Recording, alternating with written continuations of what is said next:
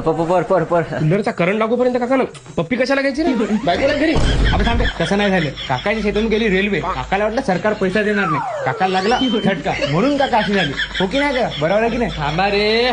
अरे तुम्ही काही बोल रे. बोला काका. देखो कधी देवगती. अरे देवगती नाही रे भागवते आव. काका मी रस्ता गाळ गेले रस्ता बिगनेट गावना आलो त्याच्या गरमी उन्हाळा गरमी लागले जुना कूलर काढला पाणी टाकलो तुला काय समजलं? काका नाही का गाऊन घालून बायपासनं फिरायले होते माहिती का. आणि काकाला लोकांना असं गाऊन घालून पाहिलं आणि लोकांना करंट लागला. लय बॅरा करंट लागला. बरोबर आहे काका. बरोबर काय बरोबर आहे. काय समजेल तुला? समजलं का नाही ते कानाला ऐकायला चांगलं वाटलं. काका मस्त अरे काका तसं नाही म्हणाले. काका म्हणाले राजस्थानून आलो बिकानेरून. तिकडून आल्या इकडे गरमी खूप होऊ लागली म्हणून कूलर काढलं व कूलर मध्ये पाणी टाकायले.